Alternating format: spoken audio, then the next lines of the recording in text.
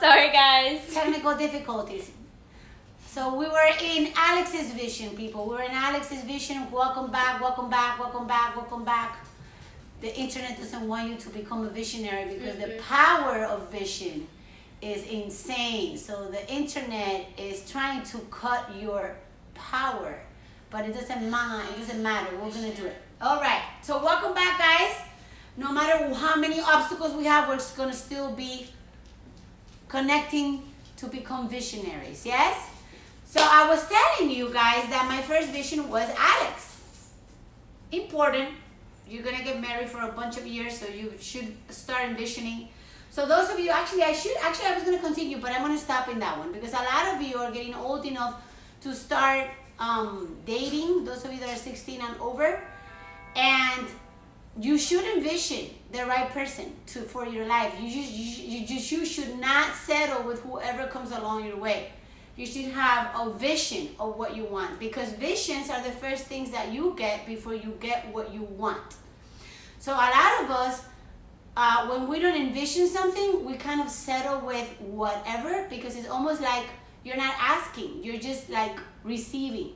Visions are a way of asking from your heart, from your spirit. It's kind of spiritual, but they're real. So yes, I was telling you my first vision was my husband. And I think that all of you, even though you're little and some of you are younger, you should envision the type of person you want to marry one day. The type of person you would want to spend time with. The type of person you would want to share things with. And then high standards are always good for you, because you should never settle with whatever comes, because your vision is here.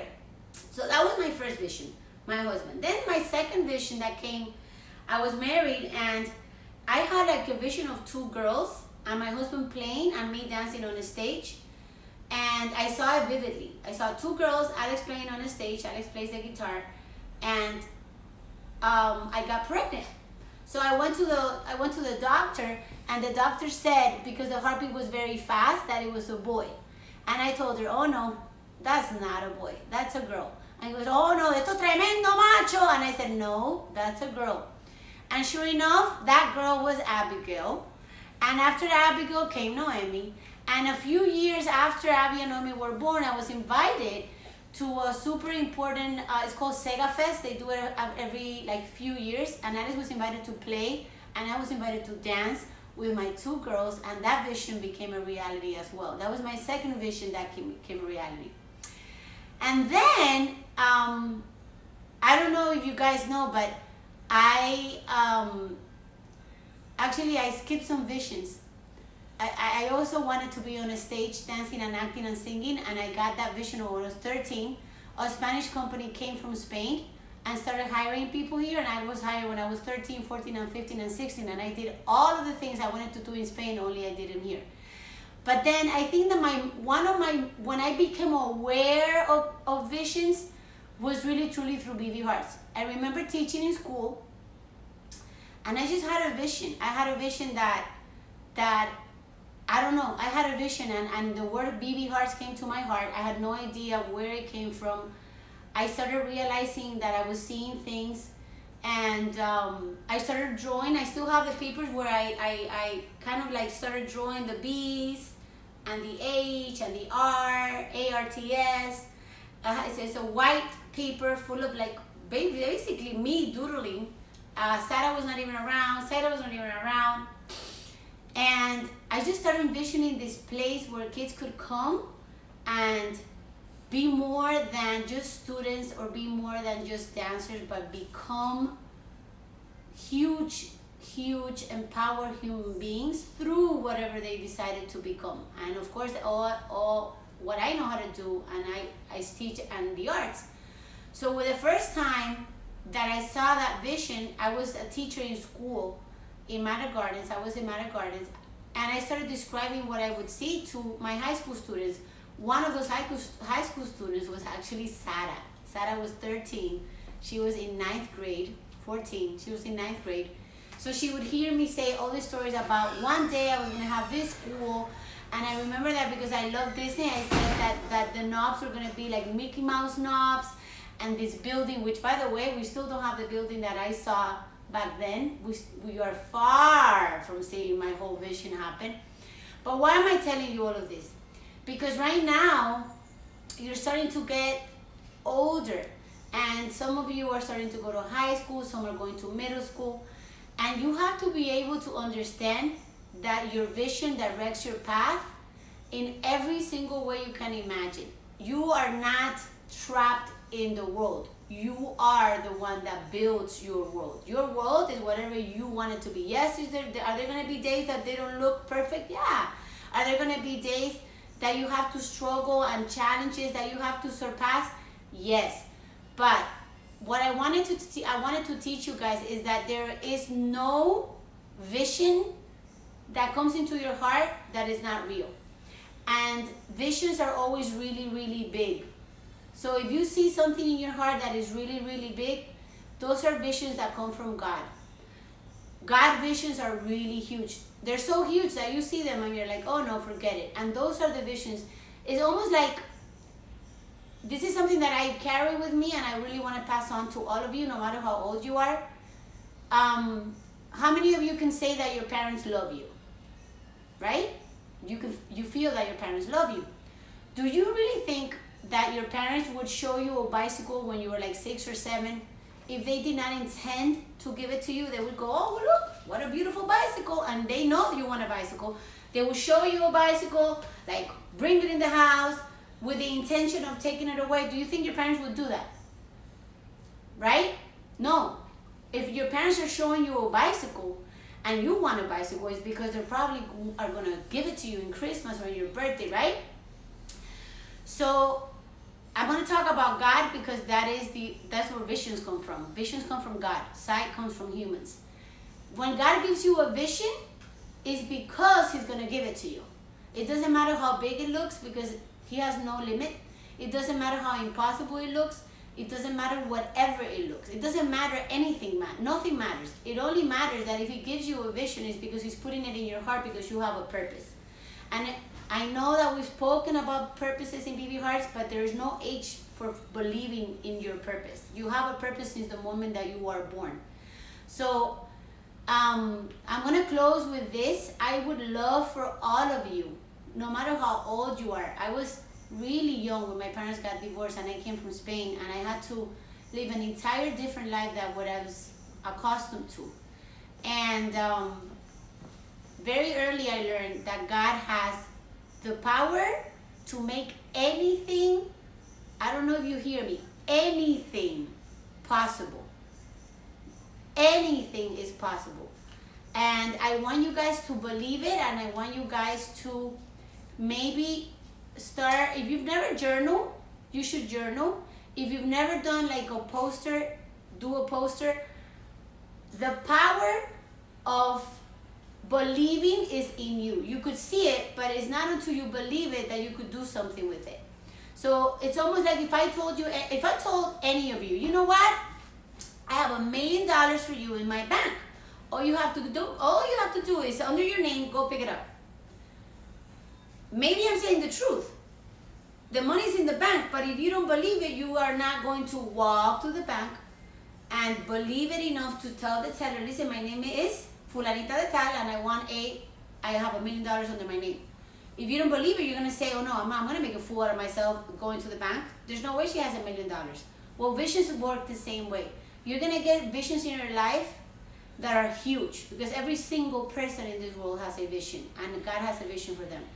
And if you don't believe it, and very important, if you don't nurture it and protect your vision, you're not going to walk and get it. And a lot of people never get their visions. So visions, number one, are bigger than your imagination and your ability to think. No, that's a true vision.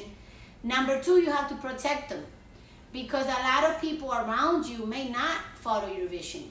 So just because they don't believe doesn't mean that you're not going to get it. It was your vision. They don't believe it because they didn't see it in their spirit. They cannot believe it because they're not feeling it in their heart.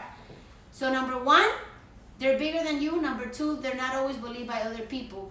But number three, and most important, if you believe it listen to what I'm about to tell you, because I'm a testimony of that. God will make it happen, and then all of a sudden, everybody around you will help you make it. So to close with, I'm going to tell you this. When Baby Hart started, I put it on paper, right? I was a teacher, and I had no money. Zero money. Baby Hart started, and I had absolutely no money. We had just gone through bankruptcy. I did real estate for a few years, and I had no money. I had no money in the bank. Do you understand? No money in the bank. And I have this whole vision. And I went to the Baby Harts that we have now. After I had gone to another place where I had a friend of mine that was willing to rent it, but it was small. I gave him a $500 deposit. It was so tiny. And then I saw the space that we have now where you all go. And I walked in, and the owner wanted $3,500 a month and $9,000 for a deposit. Means they had $0 in the bank and absolutely nothing, because Baby Harts had been closed for a year since Matter Gardens. So all the money that Matter Gardens had made was done, because for a year we had not done much. So I still went, I still saw the place, and I still told the guy that I wanted it. And he told me, what do you have? I said, I have nothing. I have 2 daughters that I paid prepaid college.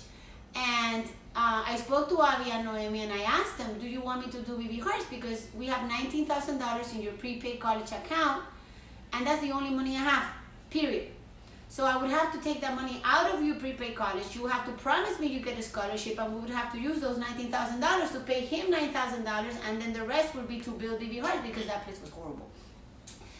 And they both promised me they would get scholarships. Abby already fulfilled her promise. She has a 75% scholarship. She hasn't paid anything, and then she got a full scholarship in Newell, so she has money left over every year.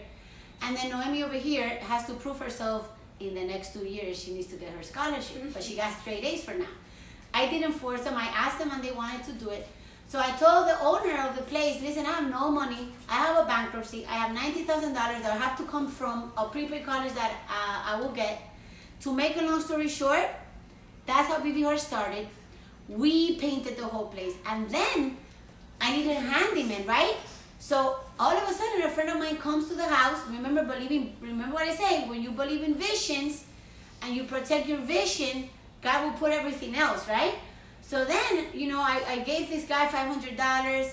I was freaking out. And then a friend of mine comes to the house, and I tell him, you know what, we're doing this space, and we're doing this. Oh, let me see it. So I took him, and he walked in, and he said, you know what, I'm going to build it for you. What do you mean you're going to build? Yeah, you don't have to pay me anything. Alex can help me. We're going to build the whole thing. He built the whole thing. He tore down all the walls. He built up all the walls. We helped him, but obviously we had no idea. And he did it all for $0. But then there was a problem. I needed to buy the stuff. A credit card came on the mail that I don't know how it came, because I had no credit. I had just done a bankruptcy with Alex, and it was for $10,000, 0 interest for 18 months. So that is the card that bought everything in Home Depot so that we could make Baby Harts look decent. And as you know, Baby Harts has been going on now since 2015. And Baby Harts is... 2012. No, in the location that we have, 2015, 2012, which I didn't tell you the beginning, but in 2012, when I started Baby Harts, Miss Marrero wanted me to do it in that school, and again, I had no money. So that trailer that was in Matter Gardens was donated by a random dad that came to donate $9,000 so that we could build that trailer. So what am I trying to tell? And by the way, I'm closing with big news. I'm trying to tell you that visions do not look easy. They look really intimidating. And I know that God has a huge vision for you. And when we close today, I really want you to go to your room, no matter who you are and how old you are, and ask, what is my vision? And close your eyes in your own space and really truly envision yourself in the 5-10 years that are coming, because you will be growing up. So I'm going to close with this.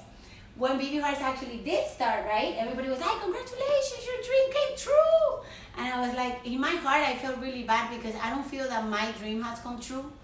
I feel like Baby Harts is just this small compared to my vision. My vision is almost like a city. I see, I'm going to share what my vision is. For BB Hearts, my vision is a city surrounded by water with a huge island in the middle, a beautiful lighthouse, a cafeteria that is coming down of the lighthouse. Every table has a different value, one of the 12 values. Around the island, we have 3 different little like decks that go into the islands. One is the Hart to Hart Museum of the Arts, with all of the amazing stories of your lives that will be told through kids that went through BB Hearts and became successful stories. That is the Museum of the Heart to Heart. Then we have the Pavilion of the Performing Arts, where we'll be hosting amazing shows. And then we have the Marketplace, where all the little mini businesses will have food and things that we could sell. That is my vision. So I need a few acres of land, which will come. And I want you guys to dream really big. And not just because people say that you dream big, it's because really do. If you look around, if you really, really look around, there's a lot of huge things that have happened by people that believe in visions. And there's no exception of who believes. It's not who can, it's who believes, who dares to do these things. So with that being said, I'm going to close this by letting you know that BB Hearts is moving! And it's funny because we're not moving to a bigger place. We're moving more or less to a place that's going to feel bigger, but it's more or less the same. It's a step 1 to something else that's happening that I'm not going to say it until I have it tied up. But we're moving to our headquarters. It's going to be across the street in the beautiful corner that used to be a boutique. The rooms are going to feel bigger than what we have now. It's going to look prettier and fancier. And we are going to have shade in the afternoon. The sun is not going to hit us. And we have the coffee place across the street. And it's going to look beautiful. So put your glasses on and imagine our new BB Hearts coming up in August of 2020. No quarantine could stop us, yes? And I envision all of you amazingly happy in that new place. So with that, I'm done, guys. I love you so much. And I hope to hear from your visions. If you want to share them with me privately, you can. By text, I would love to know your visions. I would like flip so that I can put them in my museum. And if you don't want to share them, then keep them. We're going to have a visionary inauguration. So, and that is it. Thank you. Love you. Bye.